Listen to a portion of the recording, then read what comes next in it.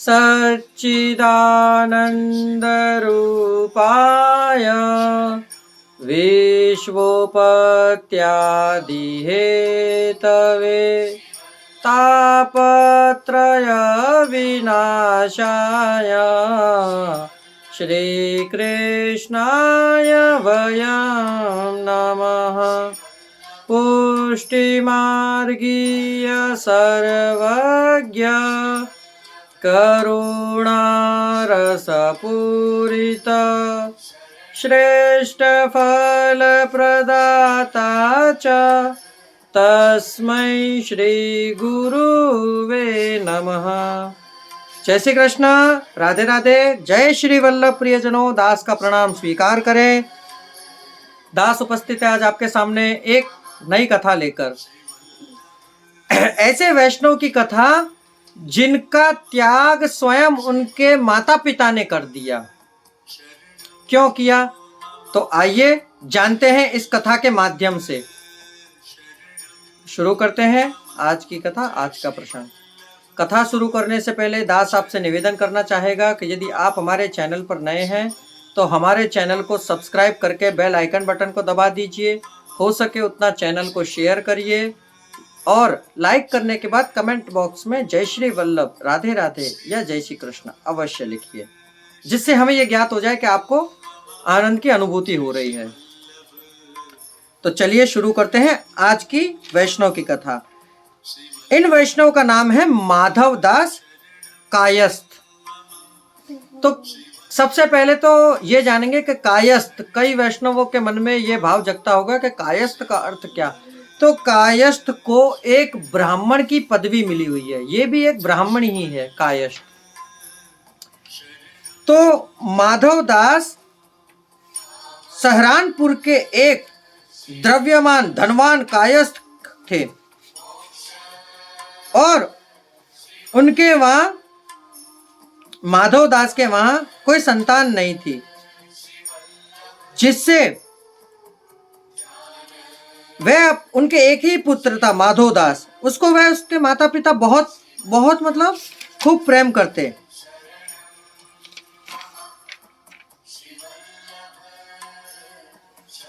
इनके माधव दास के पिता का नाम था गेंदुआ और माता का नाम था सूरजमुखी। कहते हैं माधव दास एक समय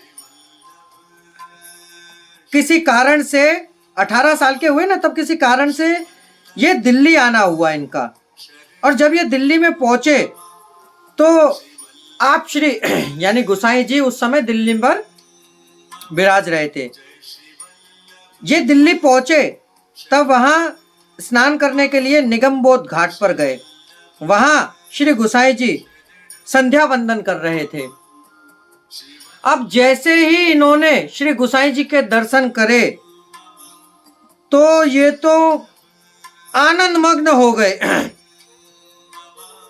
क्यों कि श्री गोसाई जी का स्वरूप परिपूर्ण ब्रह्म के समान तेजोमय था। माधव दास को अति आनंद हुआ। ये गोसाई जी के पास गए और जाकर निवेदन किया कि प्रभु कृपा करके मुझे सेवक करो। उस समय श्री गोसाई जी ने माधव दास से पूछा कि तुम कौन हो और कहाँ रहते हो। तब माधव दास ने श्री गोसाई जी से विनती करी कि महाराज मैं कायस्थ हूँ और सहारनपुर में रहता हूँ। आज आपकी कृपा हुई है और आपके दर्शन हुए हैं, उससे जल्दी आप मुझे अपना सेवक करो और मुझे अपनी शरण में लो। मेरा ये जन्म आपकी सेवा के लिए ही हुआ है। श्री गोसाई जी ने माधव दास की आरती देखी और इनके अंदर जो अभिलाषा व्यक्त हुई थी कि मुझे आपका सेवक होना है, उस भाव को देखकर इन्होंने आज्ञा करी कि जाओ माधव दास, तुम ये निगमबोध घाट में नदी है, वहां यमुना जी में स्नान करके आओ। ये वहां स्नान करके आए। ऐसे ही गोसाई जी ने इन्हें नाम निवेदन कराया और वैष्णव बनाया। वहां से इन्होंने कही कि अब मेरे लिए क्या आज्ञा है। तब इन्होंने कही कि तुम ठाकुर जी की सेवा करो और भक्ति भाव से आगे बढ़ो। इन्होंने बताया कि प्रभु, मेरे घर में जो मेरे माँ बाप हैं वह शैवी हैं, शिव जी की पूजा करते हैं, शिव जी को मानते हैं, तो सेवा किस प्रकार हो। तब श्री गुसाई जी ने माधवदास को आज्ञा करी कि तू अपने हाथ से अपने लिए रसोई करना और मानसी में भोग धरना, क्योंकि प्रभु तो गदगद वासी हैं, घटघट वासी हैं, तो प्रभु को मन से भोग धरना, वह आरोग लेंगे। तब माधवदास वहां से आज्ञा लेकर स्वयं के घर सहारनपुर आए। ऐसे ही जैसे ये घर पर आए, इन्होंने आकर अपने माता पिता से बताया कि मैं वैष्णव हुआ हूं। तब इनके माता पिता ने कही कि तू बहिर्मुख हुआ, इससे अब तू हमारे यहां नहीं रह सकता, तू यहां से चला जा। इनके माता पिता ने इनका त्याग कर दिया और ये निकल गए। कुछ समय बाद, कुछ दिन बीते, इनके माता पिता की उम्र हो गई 75 साल, वृद्ध हो चुके थे। अब उनको तीर्थ यात्रा पे जाना था। तब इन्होंने क्या किया, सारा द्रव्य, जो पैसा, रकम, हीरा, माणिक, मोती, पन्ना, वह सब एक जगह अपने घर में छुपा दिया, जिससे कि माधवदास को पता ना चले। और ये 4 धाम की यात्रा यानी कि तीर्थ यात्रा को निकले। घर से निकले तो दिल्ली के पास पहुंचे। ऐसे ही मथुरिया करके एक चौबे मिला, जो 10-20 कोस पर सामने इनके पास आया। वहां उसने माधवदास के पिता ने उनसे कही कि तीर्थ यात्रा को जाना हो तो गुरुमुखी होकर ही जाना पड़ता है, तो ही तीर्थ यात्रा का फल मिलता है। इनके मन में ऐसा भाव जगा कि ये द्रव्य के लालच से हमसे पैसा पड़ाना चाहता है, तभी हमसे कह रहा है कि गुरु बनाओ, मुझे गुरु बनाओ और कृतार्थ करो। हमें तो इनके शरण में नहीं जाना है, तो क्यों ना माधवदास के गुरु की शरण में जाया जाए, अपने पुत्र के गुरु की शरण में जाना चाहिए। उन दोनों का मन ऐसा पलटा, जो दोनों स्त्री पुरुष मथुरा से सीधा प्रयाग जाने को निकले और कितने ही दिन पर प्रयाग पहुंचे। वहां से वे अरेल पहुंचे और द्वारपाल के पास जाकर गुसाई जी से विनती करने को कही। तब द्वारपाल ने श्री गुसाई जी से विनती करी कि प्रभु, माधवदास के पिता आए हैं। तो गुसाई जी ने उन दोनों स्त्री पुरुष को अंदर बुलाया। दोनों ही स्त्री पुरुष श्री गुसाई जी के जहाँ विराजने की जगह थी वहां बैठे, दंडवत करी। तब श्री गुसाई जी ने उनसे माधवदास के समाचार पूछे। फिर माधवदास के पिता ने श्री गुसाई जी से विनती करी कि महाराज, 12 साल का था जब मेरा पुत्र, तब से उसने विषयों का, आचरणों का, सबका त्याग कर दिया, और जब वह 20 वर्ष का हुआ तब आपका सेवक हुआ, परंतु हमने उसका त्याग कर दिया। अब आप हमें आज्ञा करिए कि हमें क्या करना चाहिए, परंतु आप उससे पहले हमें अपना सेवक करिए। अब ये सेवक तो ऐसे हुए कि गुसाई जी की टेल करने लगे, चौकीदारी की पदवी इनको प्राप्त हो गई। जैसे ही इनको नाम निवेदन हुआ, ऐसे ही इनका ब्रह्मबोध जागृत हुआ।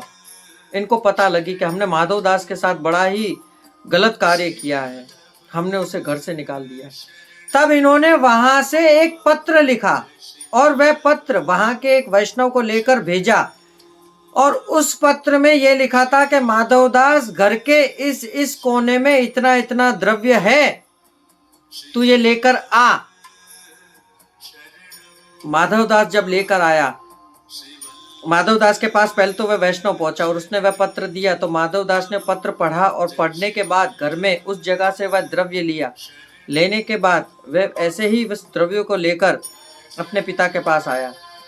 तब श्री गुसाई जी ने आज्ञा करी इनके पिता को कि तुम तो कोई तीर्थ यात्रा को जाने को निकले थे, फिर क्यों यहाँ कि प्रभु अब क्या तीर्थ यात्रा, अब तो नित्य प्रति आपके ही दर्शन करने हैं। सुबह से शाम तक हम आपके दर्शन करें तो हमारा जीवन सफल हो जाए। तब गोसाई जी ने आज्ञा करी कि नहीं, अलौकिक के साथ साथ लौकिक भी करना अति आवश्यक है। जब आपके मन में संकल्प जगा है तो आप जाइए, तीर्थ यात्रा करिए। तब माधवदास के पिता ने जो माधवदास धन लाया था वह सारा धन भंडार में जमा करा दिया और तीर्थ यात्रा को निकले। कितने ही दिनों के पश्चात तीर्थ यात्रा करके आए और तीर्थ यात्रा करने के बाद जो पास में जो द्रव्य था वह भी भंडार में जमा करा दिया। अब तो ये माधवदास के साथ वहीं श्री गोसाई जी की टहल में रहे। कितने ही दिन तक माधवदास वहां रहे, फिर माता पिता को गोसाई जी की सेवा में छोड़कर और ये अपने सहारनपुर आ गए। माता पिता दोनों ने गोसाई जी से विनती करी कि मन में ऐसा भाव जागृत होता है कि क्यों ना अपने पुत्र के चरण स्पर्श करें, क्योंकि इसी के अभाव के कारण आज हमारा ये देह शुद्ध हुआ है।